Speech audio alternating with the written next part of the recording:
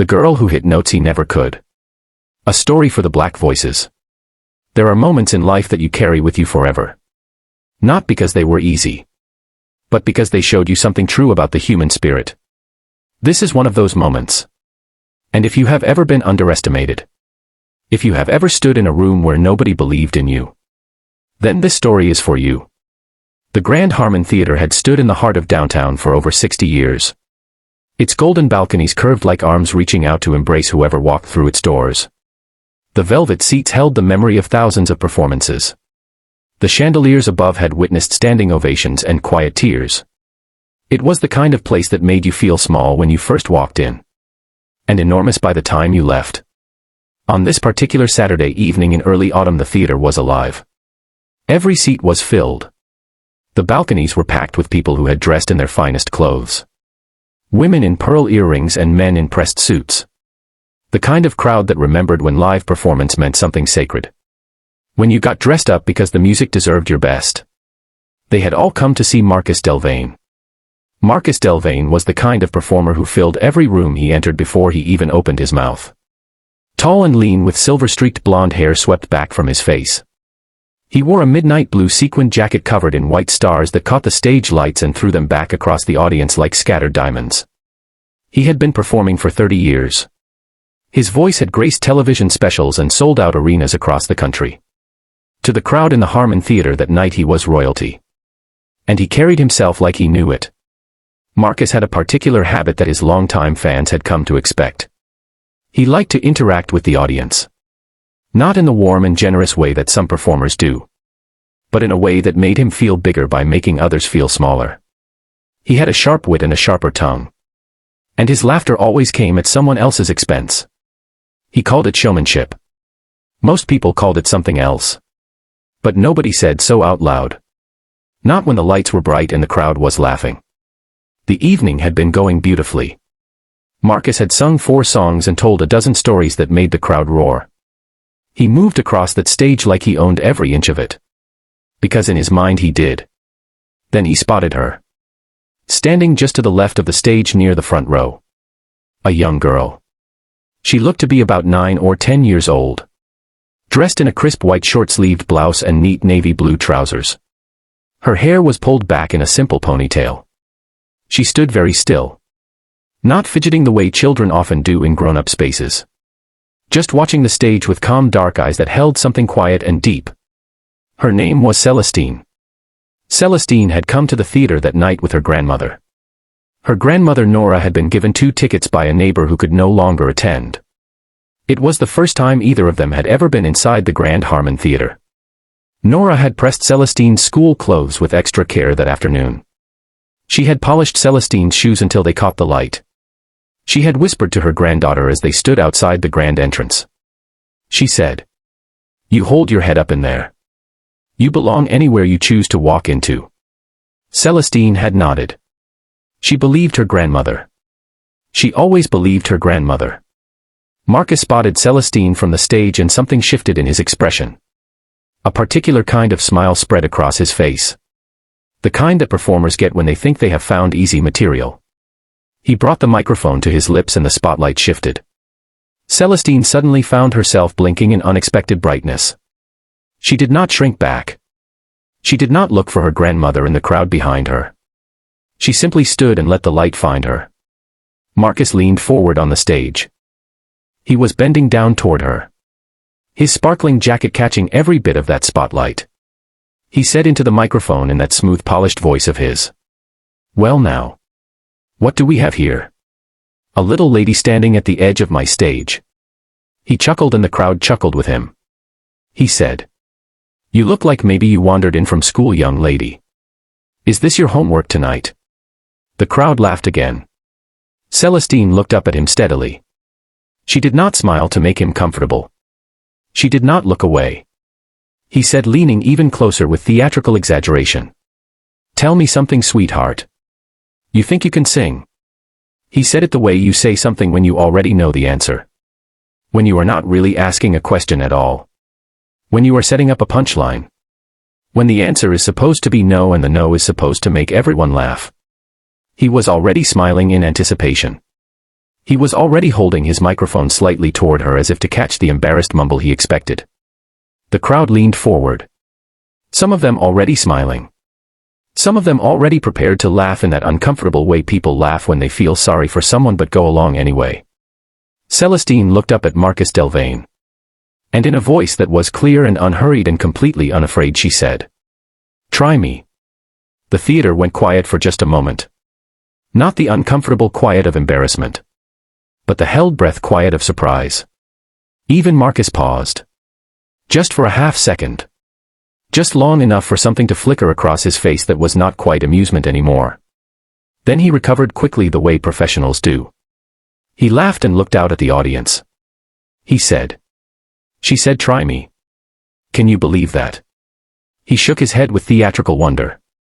Then he looked back down at Celestine and something moved behind his eyes. Something that might have been curiosity. Might have been caution.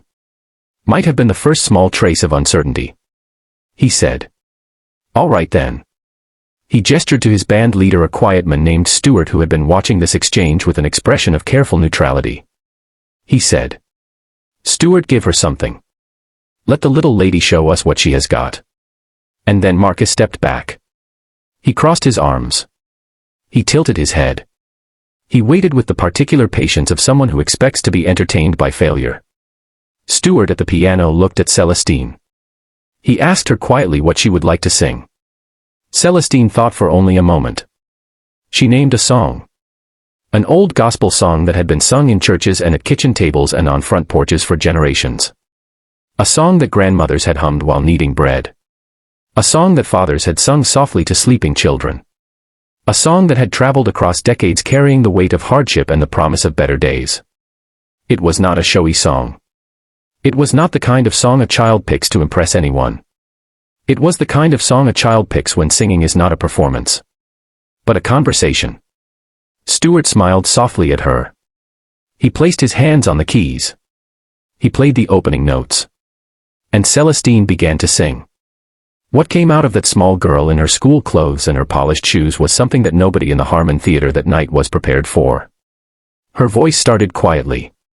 So quietly that the people in the back rows leaned forward without realizing they were doing it.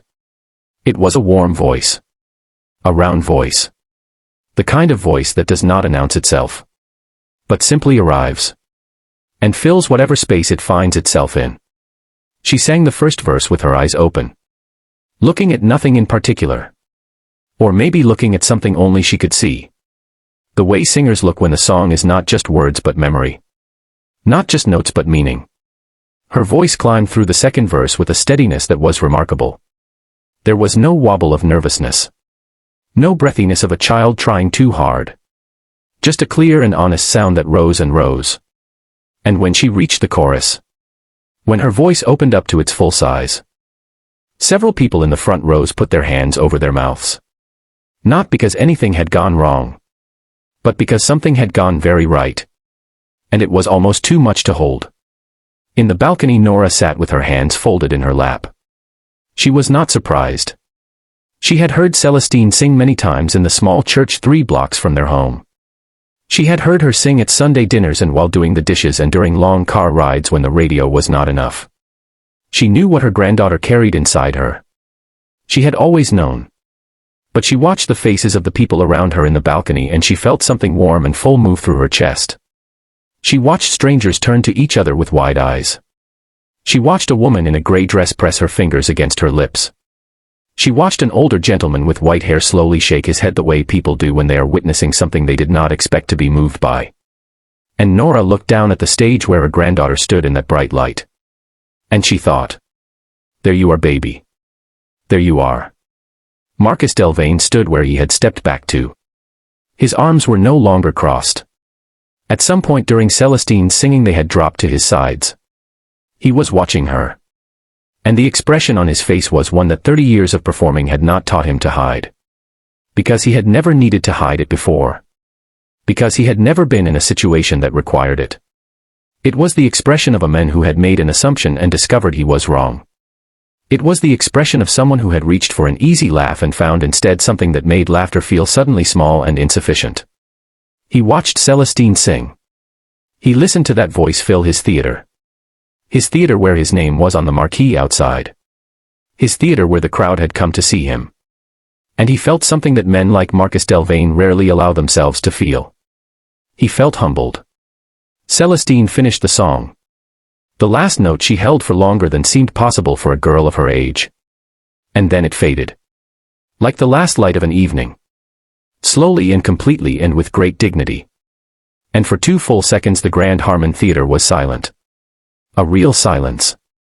The kind that only happens when everyone in a room has been affected by the same thing at the same time. And then it broke.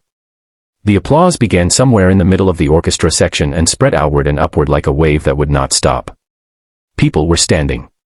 Not all at once the way a standing ovation sometimes happens with polite timing.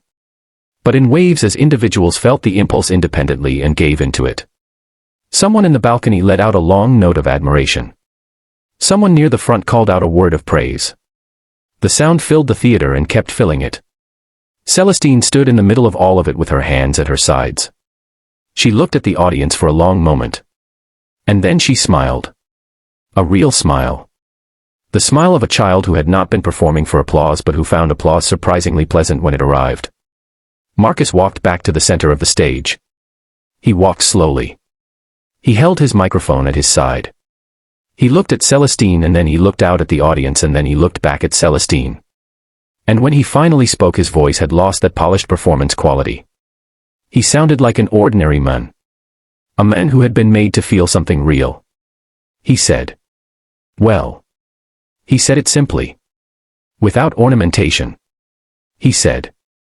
I owe you an apology, young lady. He said it into the microphone so everyone in the theater could hear. He said. I asked you that question with a certain attitude that you did not deserve. He paused. He said. And you answered me with something I was not ready for. He looked at the audience. He said. In 30 years on this stage I have heard a great many voices. But I want you all to know what you just witnessed tonight. This girl right here. He gestured toward Celestine. He said. She hit notes tonight that I have never been able to hit. And I want to be honest enough to say that out loud. The crowd responded to this. They appreciated it. Not because applause is cheap. But because honesty from someone who did not have to be honest is a rare and valuable thing. And the audience in the Harmon Theater knew the difference. Celestine looked up at Marcus. She considered him for a moment the way children sometimes consider adults when they are deciding whether the adult means what they are saying. Then she said. Thank you for letting me sing.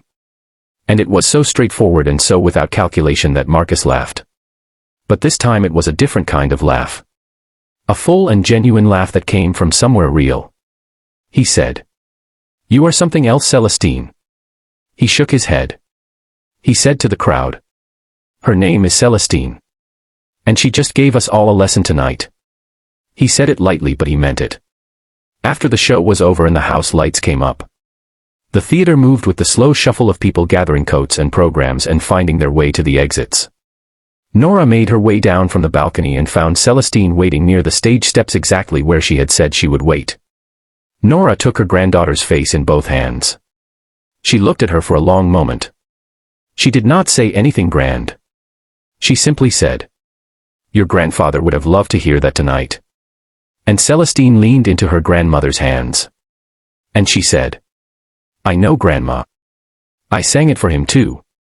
Several weeks after that evening, a local journalist who had been in the audience wrote a short piece about what she had witnessed at the Harmon Theater.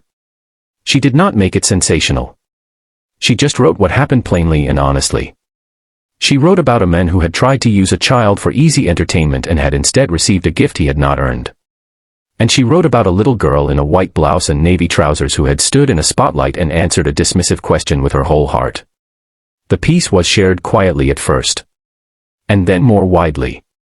Not because it was dramatic in the way that things are made dramatic to get attention. But because it was true.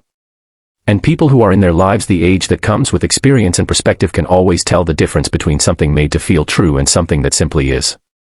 Marcus Delvane did something after that evening that surprised the people who knew him professionally. He reached out through the theater's administrative office to find Celestine and her grandmother. He did not do it publicly. He did not do it for the cameras.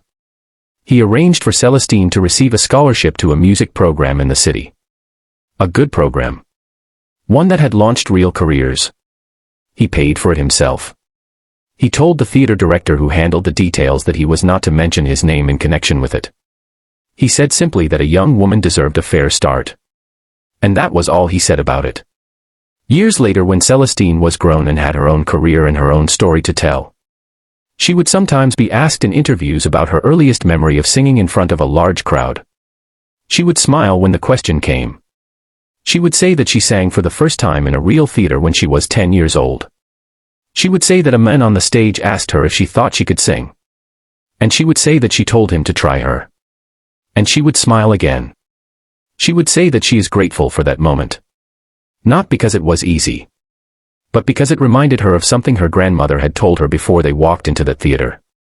She would say, "My grandmother told me I belonged anywhere I chose to walk into.